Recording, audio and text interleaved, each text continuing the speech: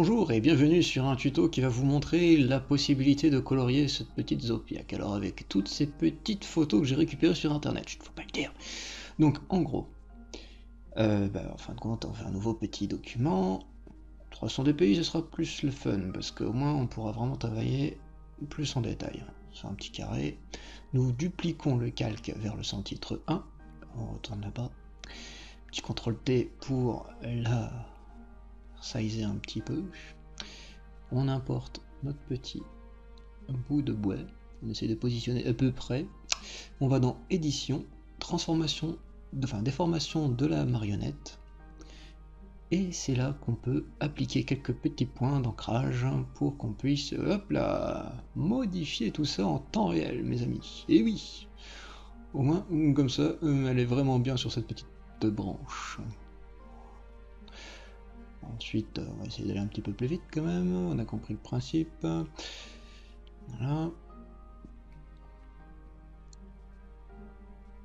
Mon but étant qu'elle soit sur un petit arbre, qu'on le met en dessous, on met un masque de décrétage sur notre groupe pour qu'on puisse masquer les zones qui sont donc invisibles, qui sont cachées par cette fameuse petite branche.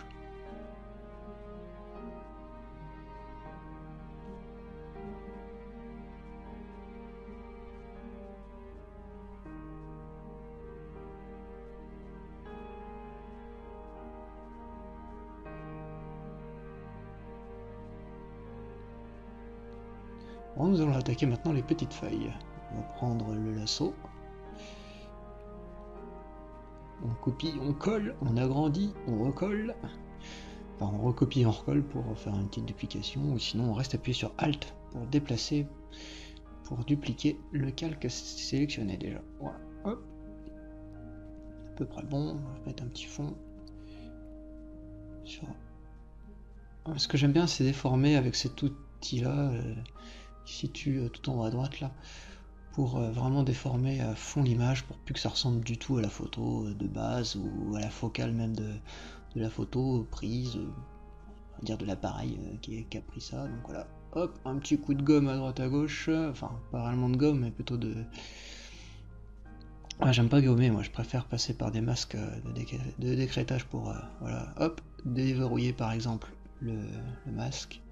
Et si jamais vous n'avez pas assez de matière, comme par exemple ici, hop, on peut faire une petite sélection, clic droit, remplir, contenu pris en compte, tac, et voilà de la matière qui est remis. Ça des fois, si vous manquez un peu de matière, c'est pas plus mal. L'outil pansement pour réparer quelques petits bobos, et voilà, on est reparti. J'essaie de déformer ça, mais bon, je sens que peut-être mieux avec des arbres quand même derrière. Donc pour trouver tous ces éléments sous Google Images, juste à taper par exemple arbre et PNG, puis hop, vous aurez tout de suite le PNG. Par contre, faire clic droit et puis copier et ensuite recoller dans Photoshop, ça ne fonctionne pas. Ça va faire un fond noir. Donc bref, il faut vraiment faire un glisser-déposer sur le bureau, ou tout simplement clic droit, enregistrer sous, et puis sur le bureau si vous voulez, et puis hop, c'est reparti quoi. Donc l'astuce pour faire des îles flottantes est une montagne inversée. Bon, je change bien sûr la couleur de la roche par du marron pour faire style que c'est de la terre. Et on reprend une face de, de montagne pour le mettre par-dessus, voilà, tout simplement. Alors l'outil densité moins, densité plus, là c'est la densité plus que j'utilise, dans les tons foncés, tons moyens, tons clairs, de temps en temps j'essaye de mixer un peu les deux, sert vraiment à donner vraiment comment on appelle ça, je peux pas dire de l'ombre, je peux pas dire de la matière, parce que c'est vrai que ça désature ou ça sature, enfin je sais pas c'est quoi, une densité, hein. Donc en gros ça assombrit on va dire plus les zones quoi. Donc là je place les petites roches un peu plus en devant, je prends 2 rangées d'arbres, un petit coup de gomme, et je fais un CTRL E pour les assembler, hop un petit coup de gomme encore pour avoir mon petit élément d'arbre, pour que je duplique avec donc l'outil Alt, Et ensuite, je mets mes petits éléments. Ça contrôle T, donc enfin, je l'avoue. Hop, un petit coup de densité plus. Et là, on fait un petit moulin.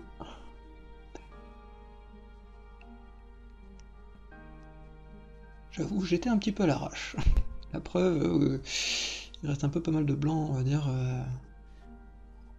là où il y a une sorte de... Ouais, sorte de perron là, je sais pas comment ça s'appelle exactement. Donc un petit duplication pour faire quoi? L'ombre exactement. Toc. Donc là ça m'a pas plu du tout, je copie, je colle, je fous un coup de gomme sur le côté et comme ça j'ai le, on va dire une sorte de motif qui s'est créé. Donc là j'en ai 3, donc pour ça ça fait plus petit, donc plus fin, on a plus l'impression que c'est très loin. Mais de toute façon, faut pas être très précis. Vous voyez que c'est un peu pétouilleux et tout ça dans les branches, c'est assez moche. Mais après, avec ce que je vais faire juste après, vous allez voir que ça changera tout de suite.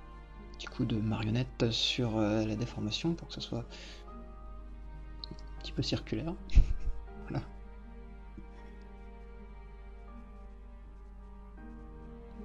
Quoi, j'en ai fait 2 là, 2 couches assombries.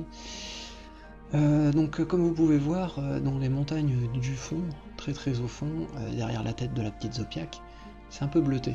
Donc voilà, je mets juste une couleur unie bleue et puis en superposition, avec un petit peu d'alpha. Hop, ici là pour l'ombre, top. Je retouche un petit peu l'arbre, parce que là malheureusement, c'est pour moi chose correcte. Donc on va attaquer le contrôle majuscule Alt E. Par contre il faut bien sûr masquer la petite Zopiac pour pas la voir quand on fait ce fameux calque qui va regrouper tous les autres calques. Ensuite on fait donc une peinture à l'huile dessus avec la brillance à 0, donc c'est qui est tout en bas, je me suis jeté dessus, on a même pas vu tellement que j'étais vite. Et ensuite stylisation un petit peu, voilà. Donc un petit peu, voilà, c'est le premier passage. Le premier passage pour avoir encore quelques détails. On peut zoomer pour voir un peu, donc on voit vraiment beaucoup de détails encore de la photo. Par exemple, le moulin ressort bien, même les roches font un petit peu ardoise, je sais pas comment on peut dire ça. Donc on refout un petit coup de stylisation, mais bien plus. Par contre, on revient en arrière, enfin on fait un CTRL A, on copie, on revient en arrière, on colle. Comme ça, on a 2 niveaux. On a le calque 17 qui est donc celui qui est vraiment fort. Donc pour ça que je mets un masque de décrétage pour ensuite foutre un coup de pinceau pour faire découvrir ce qui est en dessous. Et ce qui est en dessous, c'est le calque 16, celui qu'on avait fait avec le peu de détails en fin de compte. Au contraire, le détail très, très fin de l'effet de peinture. Voilà. Dès qu'on a tout ça, on fout un coup de vibrance. Flac! Ah donf la vibrance! Même si vous voulez dupliquer la vibrance, à vous de voir, mais quand même pas. Donc on met un petit peu de saturation quand même. Et là maintenant, un petit coup de niveau. Ça va donc déjà remettre un petit coup sur les blancs.